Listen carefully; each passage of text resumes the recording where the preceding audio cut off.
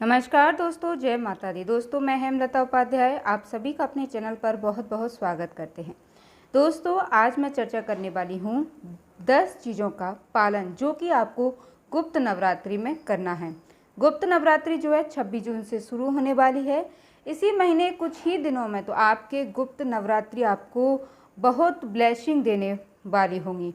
माँ दुर्गा, माँ काली की या जिन भी माँ के स्वरूप का आप ध्यान करके इन गुप्त नवरात्रों को सेलिब्रेट कर रहे हैं, मना रहे हैं, ऐसी कुछ 10 चीज़ों को आपको ध्यान करना चाहिए, चाहे आप गुप्त नवरात्रि रखते हैं या नहीं।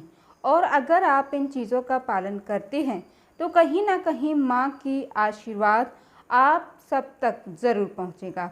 इनमें से सबसे पहला नियम होता है, देखिए दोस्तों, आप गुप्त नवरात्रि व्रत रखें, आप गुप्त नवरात्रि व्रत ना रखें, एक चीज़ का जो आपको ध्यान रखना होता है वो है कि आपको ब्रह्मचर्य का पालन करना ही करना है। अगर आप ब्रह्मचर्य का पालन तोड़ते हैं ना, तो जो गुप्त नवरात्रि में स्पेशल ऊर्जा आपको प्राप्त होती है, कहीं ना कहीं आप उसको व्यर्थ कर सकते हैं। तो सबसे पहली चीज़ जो बहुत ज़्यादा महत्वपूर्ण है कि गुप्त नवरात्रों में ब्रह्मचर्य का पालन आपको ज़रूर करना है। दूसरी चीज़ आती है कि आप रोज़ाना देवी कवच का पाठ ज़रूर करिए। देखिए, अगर आपके घर में किसी भी प्रकार का कोई ब्लैक मैजिक करने का कभी कोई कोशिश करता है, कोई जादू टोना करने का कोशिश करता है, या आपको नज़र बहुत ज़्यादा लगती है कि आपको चाहिए आपको लाइफ में सक्सेस मिले, कहीं पर भी आप जाते हो तो आपको हर जगह प्रोटेक्शन मिले, तो देवी कवच मेरा खुद का ऐसा मानना है, देखा हुआ समझा हुआ और इतना ज़्यादा जागृत कवच है दोस्तों कि कोई भी अगर इसका पाठ करता है ना तो हमेशा वो प्रोटेक्ट रहता है। यदि आप देवी कवच का पाठ रोजाना सुबह या फिर सुबह शाम 2 समय पर अगर इसका पाठ कर सको तो गुप्त नवरात्रों में या जीवन भर तो आपको सदैव ऑरा के ऊपर से एक एडिशनल एक कवच आपको प्राप्त होगा जो देवी माँ के द्वारा दिया हुआ होगा।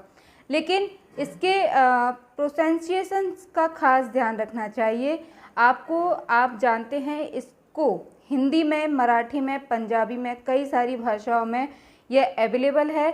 सबसे ज़्यादा जागृत है तो देखिए संस्कृत वाला ही होगा, लेकिन इसके अलावा आप इसको अपनी भाषा में भी पढ़ सकते हैं।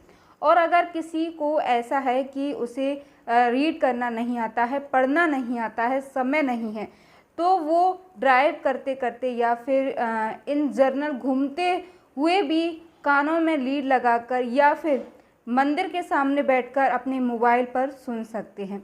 तीसरा महत्वपूर्ण चीज़ जो आती है दोस्तों कि आपको ना गुप्त नवरात्रि के समय, स्पेशली शाम के समय, संध्या के समय जब सूरज ढल जाता है, इस समय के बाद चैटिंग करने का बहुत ज़्यादा महत्व बताया गया है। तो आप ना कुछ बेसिक मंत्रों का जाप कर सकते हैं। तो जैसे ओम नमः शिवाय आपके लिए बहुत अच्छा है, ओम दुम दुर्गाय नमः आपके लिए बहुत अच्छा है। जो लोग कोर्ट केस में फंसे हुए हैं या किसी ने उनके ऊपर कुछ नेगेटिविटी जो है किया हुआ है या बहुत ज़्यादा परेशान है, तो गुप्त नवरात्रों में ना माँ बगलामुखी जी का अनुष्ठान भी किया जाता है। अब यहाँ पर कई लोगों का यह प्रश्न होगा कि यह करना कैसे है। तो देखिए, माँ का जो बेसिक 20 मंत्र होता है वो होता है ओम ह्लीम बगलामुखी नमः। इस मंत्र का अगर आप हल्दी की माला से रोजाना जप करते हैं, चाहे आप 3 माला करें, 5 माला करें या 1 माला से शुरुआत करें, पीले रंग के आसन पर बैठकर पीले रंग की ही बाती में दिया जलाकर और घी में भी हल्दी डालकर और आप जो है धूप जलाकर पीले रंग के आसन पर पीली माला, हल्दी की माला से पीले वस्त्र पहनकर अगर आप मंत्र जाप करते हैं या पीली चुनरी ओढ़कर अगर आप मंत्र जाप करते हैं तो माँ बगलामुखी जी की आशीर्वाद आपको मिलता है। और आप यह संकल्पित होकर करें कि माँ कोई भी नेगेटिव चीज़ अगर मेरे ऊपर या मेरे घर पर कभी की गई या की जाएगी तो आप उसे दूर रखिएगा।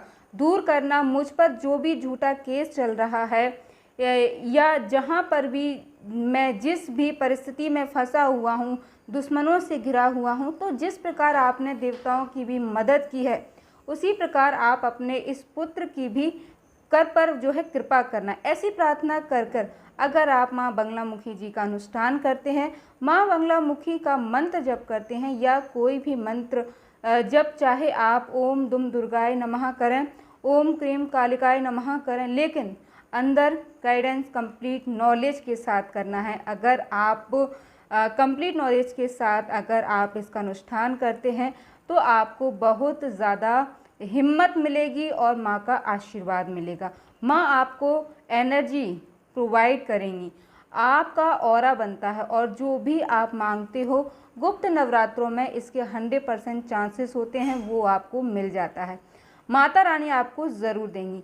अगला जो इसमें आता है दोस्तों वो है सिंधु कुंज का स्त्रोत। अच्छा देखिए दोस्तों, देवी कवच के बारे में जो हमने बात की है ना, वो भी दुर्गा सप्तशती से लिया गया है। दुर्गा सप्तशती में 2-3 चीज़ें हैं जो बहुत ज़्यादा पावरफुल होती हैं। पहला देवी कवच और दूसरा है सिंधु कुंज का स्त्रोतम। कहा जाता है सिंधु कुंज का स्त्रोतम ना ऑलरेडी ही सिद्ध है, इसको आपको जाप करने की, बार बार जाप करके जागृत नहीं जो है करना पड़ता है, यह ऑलरेडी सिद्ध है। इसका अगर आप मंत्र जप करते हैं जिसमें महान नवाण मंत्र आता है। अच्छा दोस्तों, नवाण मंत्र तो आप सबने सुना ही होगा, ओम ऐम ह्रीं क्लीं चामुंडाय विच्चे। इसका एक ना बड़ा वर्जन भी है, ओम ऐम ह्रीं क्लीं चामुंडाय विच्चे, ओम ग्लूम हूम क्लीं जंग सा ज्वालाय ज्वालाय ज्वालाय ज्वाला प्रज्वल प्रज्वल, ऐम ह्रीं क्लीं चामुंडाय विच्चे, ज्वल हम सम लम छम फट स्वाहा। इस मंत्र का भी अगर आप जप करते हैं, लेकिन ये अंदर गाइडेंस होता है, इसलिए मैं कहती हूँ कि आप सिर्फ और सिर्फ सिंधु कुंज का स्त्रोतम का अगर आप पाठ कर ले तो कहा जाता है कीलक की आवश्यकता, न कवच की आवश्यकता और न अर्गला स्त्रोत की आवश्यकता। अगर आप इसका पूरा पाठ रोजाना संध्या के समय करते हैं तो माँ भगवती की कृपा आपको प्राप्त होती है। और नेगेटिविटी से फाइट करना हो, आप कहीं भी फंस गए हों, उस पर फाइट करना हो, माँ का आशीर्वाद के लिए करना हो, किसी भी चीज़ के लिए आप इसका अनुष्ठान एक बार रोज़ाना अगर आप गुप्त नवरात्रि में जो कि 26 जून से प्रारंभ होने जा रही हैं आप कर लीजिएगा।